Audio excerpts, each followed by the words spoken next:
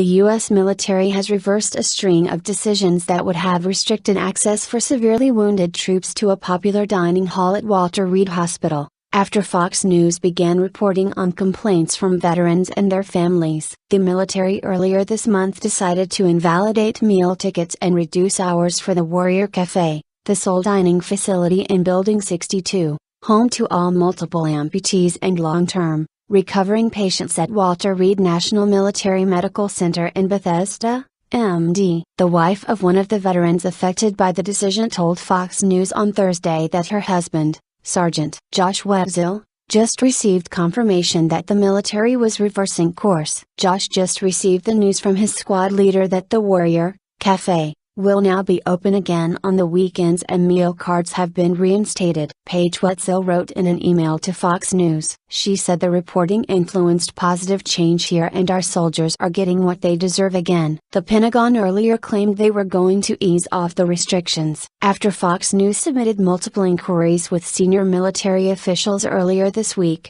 the Pentagon responded late Wednesday. Lieutenant Col. Catherine Wilkinson, a Pentagon spokesman, told Fox News that Dr. Jonathan Woodson, Assistant Secretary of Defense for Health Affairs, had decided to reverse the changes. At the time, no patients had been notified of this decision. Wetzel confirmed on Thursday the hospital had reversed course. Initially, the military moved to close the cafe on weekends, shorten its hours and invalidate meal tickets. The decision would mean wounded warriors who would normally have a government-funded meal just down the hall would have to walk, wheel or limp nearly a half-mile across the Walter Reed campus to the temporary food trailer for breakfast, lunch and dinner. Josh Wetzel, who lost both his legs when he stepped on a pressure plate outside Kandahar, Afghanistan in May 2013, had earlier spoken out in an interview with Fox News about the initial decision. "I mean, it's called the Warrior Cafe, you would think it is for us,"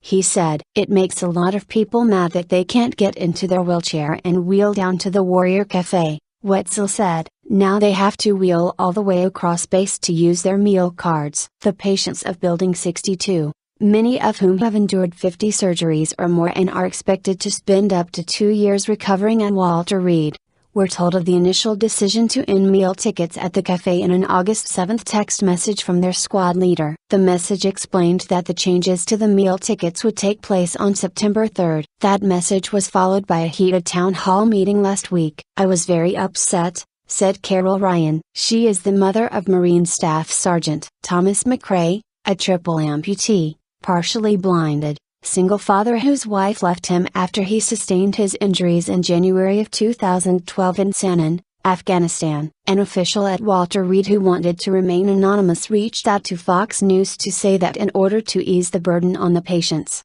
shuttle buses were provided for those who want to go from Building 62 to the food trailer. Family members and patients, though, told Fox News the buses just started appearing Wednesday. No schedule for them was clearly posted and its hours are erratic. They also said they discovered the buses have only 2 spaces for wheelchairs. There are over 160 families of wounded veterans in Building 62. Officials in the Pentagon and at Walter Reed did not respond to questions about why the changes were made, but congressional sources with knowledge of the decision say it was based on concerns that government funds for the Warrior meals were being misappropriated. They said that because the cafe is listed as a self-sustaining business, it is not allowed to receive government subsidies, such as the meal tickets and appropriated funds. So the military decided the cafe could no longer accept the government meal cards. The families and patients had a slightly different take. Many of them who spoke to Fox News are under the impression that the government didn't like paying for the higher prices that come with a better food. The food quality is not nearly as good